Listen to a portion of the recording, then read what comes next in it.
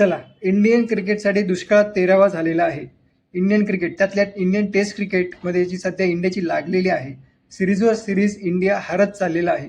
त्याच्यामध्ये आता जी न्यूज आलेली आहे त्याच्या 15 ऑगस्टपासून इंडिया आणि श्रीलंका यांची टेस्ट सिरीज सुरू होणार आहे. या टेस्ट सिरीजमध्ये 2 टेस्ट मॅचेस आहेत. ती सिरीज आहे श्रीलंकेमध्ये आणि त्याच टेस्ट सिरीजमधून जसप्रीत बुमराह बाहेर झालेला आहे. जसप्रीत बुमराह ती टेस्ट सिरीज खेळू शकणार नाही. आता जी इंग्लंडमध्ये इंडिया आणि इंग्लंडची जी वन डे सिरीज झाली त्या वन डे सिरीजमध्ये त्याला लेफ्ट नीला म्हणजे डाव्या गुडघ्याला इंजुरी झालेली होती आणि त्याच इंजुरीमुळे तो या जी 15 ऑगस्टपासून टेस्ट सिरीज सुरू होणार आहे श्रीलंकेमध्ये त्याच्यातून तो बाहेर झालेला आहे.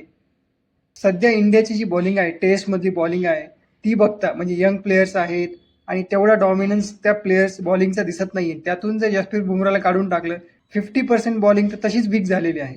आता खरं तरी टेन्शन घेण्याची गोष्ट आहे का? कारण एक तर सिरीज आहे श्रीलंकेसोबत, तर श्रीलंकेसोबत टेस्ट सिरीज असताना सुद्धा जर टेन्शन येतं आपल्याला तर त्याचं कारण आहे आपलं टेस्ट क्रिकेटमधला सध्याचा परफॉर्मन्स. आणि इतकं लाईटली घेऊन चालणार नाही कारण टेस्ट सिरीज एक तर श्रीलंकेमध्ये आहे. श्रीलंकेमध्ये जे कंडिशन्स आहेत पिच कंडिशन्स, बॉल जो स्पिन होणार आहे स्पिन फ्रेंडली पिचेस असणार आहेत आणि मागच्या काही वर्षांमध्ये इंडियाची बॅटिंग स्पिनच्या अगेन्स्ट बऱ्यापैकी वीक राहिलेली आहे.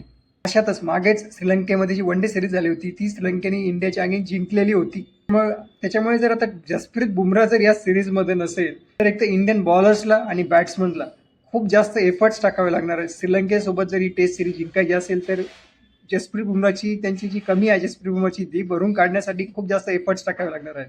तुम्हाला काय वाटतं असा कोणता बॉलर असेल जो जसप्रीत बुमराहची जागा भरून काढू शकतो किंवा तेवढे एफर्ट्स टाकू शकतो इंडियाला तेवढी हेल्प करू शकतो बॉलिंगमध्ये?